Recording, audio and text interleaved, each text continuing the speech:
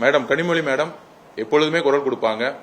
ஆனால் திமுகல தன்னுடைய சக தோழராகக்கூடிய துணை பொதுச்செயலாளர்கள் பெண்ணையினுடைய உறவை வைத்து பேசக்கூடிய அந்த வார்த்தைகளுக்கு கண்டனம் தெரிவிக்கணும் நாங்கள் கேட்டுக்கிறோம். இந்த மாதிரி சொற்களை சோசியல் மீடியாலையும் ஒரு பெண்ணை நோக்கி விமர்சனம் வரும்பொழுது கண்டிப்பாக காவல்துறையை கண்டிப்பாக கம்ப்ளைண்ட் பண்ணும்பொழுது நடவடிக்கை எடுக்கணும்னு நாங்கள் சொல்லியிருக்கிறோம். ஏனால் இந்த அரசை உருவாக்கியது பெண்கள்.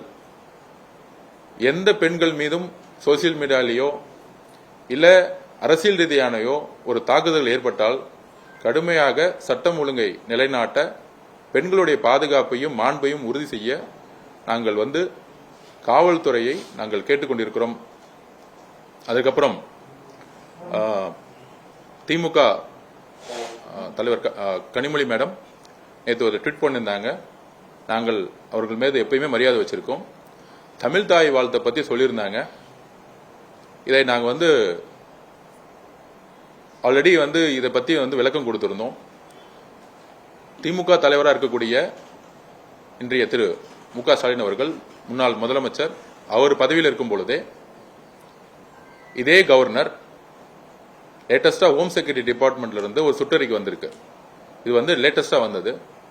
அந்த சுற்றறிக்கையில இந்தியா முழுவதும் வந்தே மாதத்தை முதல்ல பாட சொல்லியிருக்காங்க. கவர்னர் கிட்ட அந்த சுற்றறிக்கை வந்திருக்கு. நம்மளுடைய நிலைப்பாடு இதுவரைக்கும் அரசு நிகழ்ச்சிகள் எதுவும் இதுவரைக்கும் நம்ம தொடங்கல. எல்லா துறை சார்ந்த செயலாளர்கள் அப்பாயின்மெண்ட் பண்ணிட்டு இருக்கோம். இப்ப முதல் நிலவு பதவியேற்பு விழா முதல் நாளே மாண்புமிகு முதலமைச்சர் ஒரு 5 நிமிடம் இதை பத்தி பேசினாரு கவர்னர் கிட்ட.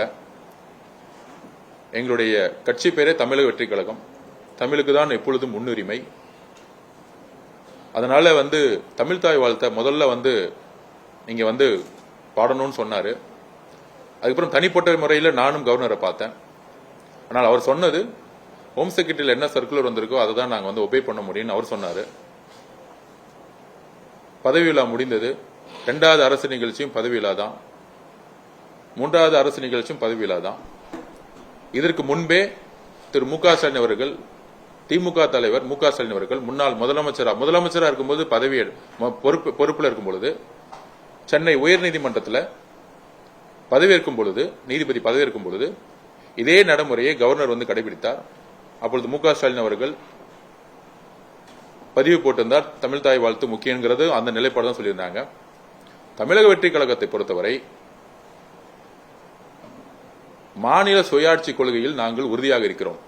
பேரறிஞர் அண்ணா என்ன கூறினாரோ, தமிழ் தாய் வாழ்த்து பாடாமல் இருப்பது மாநில சுயாட்சிக்கு எதிராக எழுப்பிய குரல் என்கிறதை நாங்கள் பதிவு செய்கிறோம். கண்டிப்பாக சட்ட வல்லுநர்களுடன் நாங்கள் அதை பத்தி டிஸ்கஷன் நடந்துகிட்டு இருக்கு. இந்த சுற்றறிக்கைக்கு எதிராக கோர்ட்டுக்கு போக முடியுமா அப்படிங்கிற ஒரு விஷயத்தை நாங்கள் டிஸ்கஷன் பண்ணிட்டு இருக்கோம். கவர்னரிடம் நாங்கள் 2-3 தாட்டி பேசி பார்த்தோம். அவரை பொறுத்தவரையும் ராஜ்பவன்ல கவர்னருடைய தலைமையில் நடக்கக்கூடிய நிகழ்ச்சிகள் எல்லாத்திலையும் ஹோம் மினிஸ்டருடைய சர்க்குலர் தான் நான் ஃபாலோ பண்ணுவாங்கிறது அவர் நிலைப்பாடு எடுத்துட்டாரு. தமிழக அரசினுடைய நிகழ்ச்சிகள் மாண்புமிகு முதலமைச்சர் தலைமை தாங்கிக் கொண்ட எல்லா நிகழ்ச்சிகளையும் தமிழ் தாய் வாழ்த்து தான் முதலில் இடம்பெறும். அதில் நாங்கள் உறுதியாக இருக்கிறோம். மாநில சுயாட்சி கொள்கையில் நாங்கள் உறுதியாக இருக்கிறோம். இருமொழி கொள்கையில் நாங்கள் உறுதியாக இருக்கிறோம். கல்வித்துறையில் எந்த அழுத்தங்கள் வந்தாலும் மாநில சுயாட்சி கொள்கையை விட்டுக் கொடுக்காமல் உறுதியாக இருக்கிறோம். மதசார்பற்ற கொள்கையில் நாங்கள் உறுதியாக இருக்கிறோம்.